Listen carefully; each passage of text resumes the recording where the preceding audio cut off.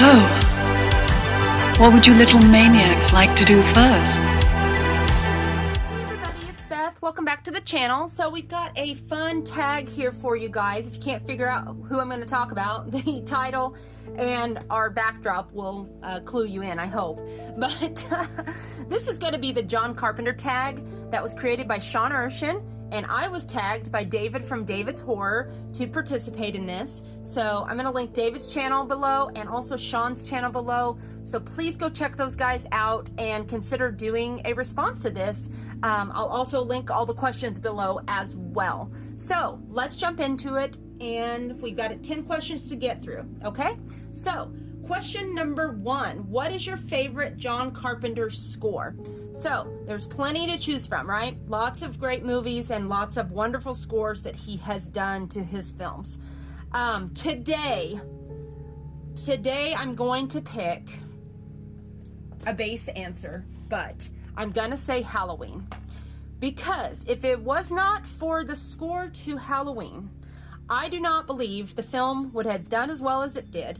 And in hindsight, we wouldn't have all these films hit and miss that we have gotten in the years to follow.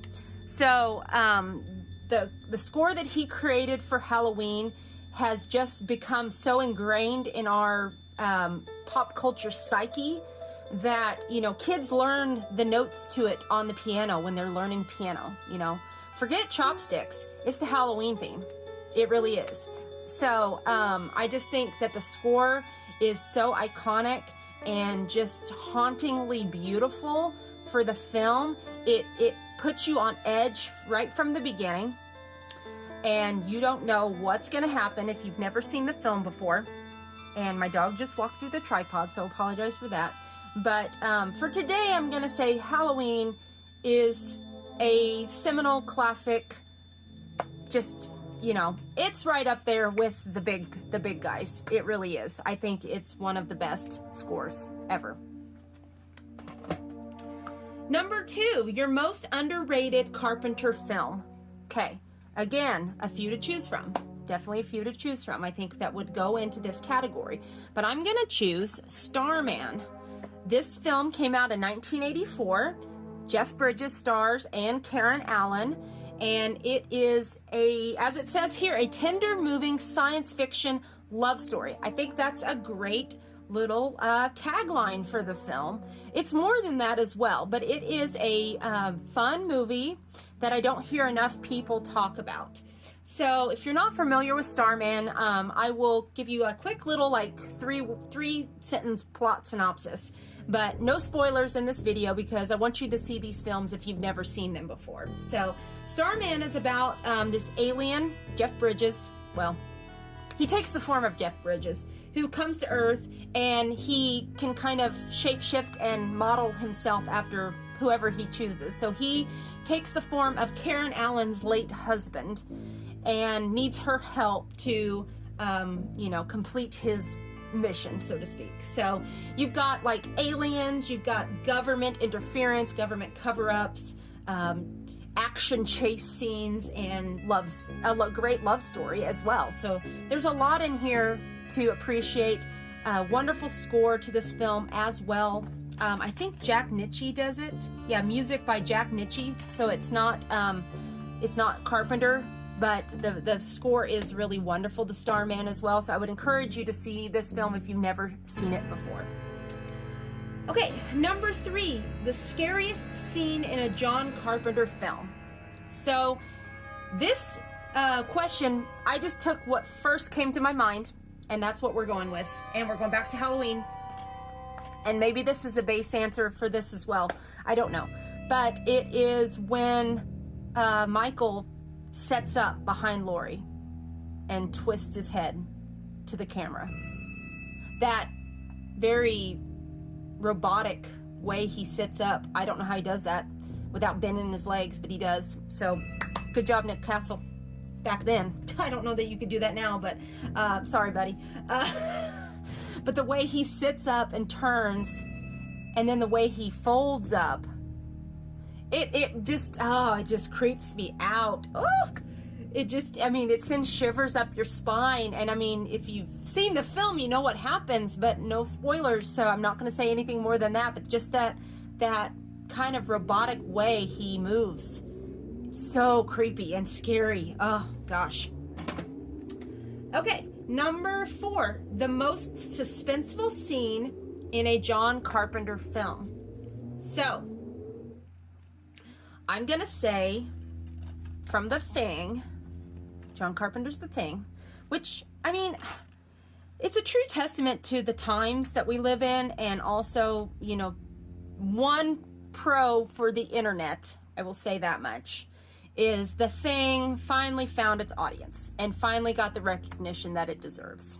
You know, this film was panned. We all know that story. Back in the day, people didn't like it, but it's finally found an audience for the most part. Sure, there are people still out there that don't like it, but John Carpenter's The Thing. The scene, again, I'm not going to give anything away, but it is when, I call it the blood test scene. So, if you know The Thing, you know what scene I'm talking about. But it's when Kurt Russell's character, McCready, he's going down the line taking blood from the men. That's all I'm going to say. Can't give anything else away. But that scene is very suspenseful to me. So that is going to be my pick for that question, number 4. Okay, number 5, favorite non-horror film by John Carpenter. Non-horror film. So we could go many different directions with this question as well. I almost chose Elvis because I am on a big kind of Elvis kick right now. Because of the film, and I almost picked this one, but I went with Assault on Precinct 13. Do you guys love these like little old school snap cases? I still have this old DVD from, what year was this from? 97. Wow, that was a long time ago. I didn't even have my first DVD player till like 2003, I think. That's true.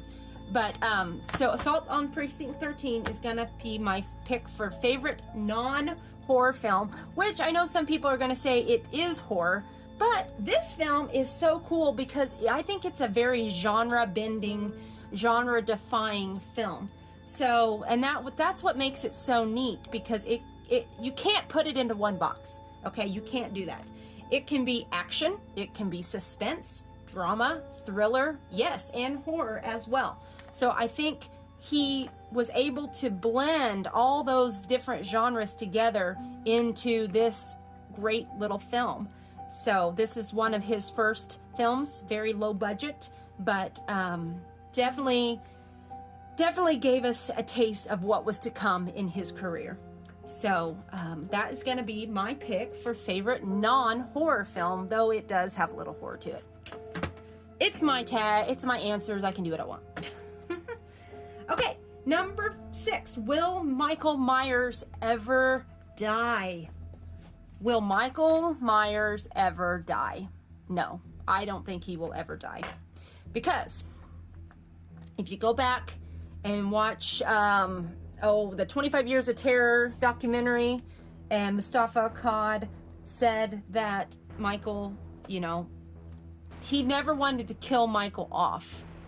And Donald Pleasance said, you know, he would do like 20 some odd films. So no, I don't think they're ever going to kill him off. Why would they kill him off when he makes so much money? That's what it amounts to. The films can be pure rubbish. They can make no sense whatsoever, but people will go see them. People like us, horror fans, will go see these films because we are starved for good horror films, or even bad horror films. We're just starved for horror in general. And I know that's crazy to say that in this time that we live of constant streaming and so many choices out there, but you know, Michael is he is one of the big 3, as they say, and until there are all these other horror icons that come up and take over, I don't think we're ever going to get rid of him. I don't think we will. He just makes too much money. That's what it amounts to. He makes too much money for the companies that own the rights to him. So, okay, number 7, which John Carpenter film has the best spooky atmosphere? Well, my mind immediately went to The Fog. I just think the atmosphere in the fog is just perfection, you know, chef's kiss perfection. So in all different ways, I think it, the music sets a certain mood that he does, the cinematography, the special effects, the story of the fog. I love the story of the fog, but yeah, it's just moody, spooky, great. And it's underrated as well, though I hear a lot of people do appreciate the fog. So there's my answer for that. Number 8, what is the worst John Carpenter film? I don't own it, but I've only seen it once, so I shouldn't really hate on it so much. But I'm sure quite a few people put this in this position, but it's The Ward. That's his last film that he ever did, his theatrical film. I didn't care for that movie at all. So that's going to be my answer because I didn't really like it. But again, maybe I should give it a chance again. Maybe I should watch it again. You know, it's been at least a decade or more since I've seen that film. So maybe I should try again and see if I don't like it. I don't know. I don't know about you guys, but when you see a movie that you don't like, will you give it a second chance? Will you give it a second watch? Or are you just one and done, that's it, no more? Let me know. Question number 9. If John Carpenter came to direct a sequel, what should it be? It's not a sequel, but a prequel. I would say Christine. Because if you read the book, Christine tells the story, yes, of Arnie finding her and, you know, Christine becoming his girl. But Christine had a whole family before Arnie, and we kind of hear a little bit about it in the film, but the book goes into a little bit more detail, and I think that's the story. I would love to hear about LeBay and his family when he got Christine and his descent into madness and what he does, or what she does to his life. So yeah, I would like it if John Carpenter considered doing a prequel to Christine. I think that would be interesting. Okay, question number 10. Does John Carpenter have one last great film in him? Well, I hope so. I sure hope so. I don't want The Ward to be the last film in his discography, or filmography, not discography. I'm thinking of records. Sorry, guys. But I don't want that to be the last, you know, jewel in his crown, so to speak. I think he's got at least one more film in him. I would hope he does, but I don't really, in my heart of hearts, I don't feel like he's going to. He's doing the music thing right now, and that's doing him very well. You know, he scored the music to Firestarter, so he's kind of branching out on scoring things that are not his own films. And then he's doing his own stuff. So I think that's where his heart is right now. But you know, if by chance he or someone connected to him sees this little crappy video, John, we need you. We need you. Bring us another film. We need another John Carpenter film, and then you can say your goodbyes. You know, hopefully it's a good one. But as you can see, he's made so many wonderful films that I hope he has at least one left in him. Okay guys, there's going to be my answers to the John Carpenter tag. I want to again thank David from David's Horror and Sean Urshan for creating this tag. Their channels will be linked below, as well as the questions. If you guys want to make a video and do a response to this, that would be great. Or just answer the questions down in the comments. We would love that as well. So, hope you guys have a wonderful day. Be excellent to each other, and we will talk to you soon.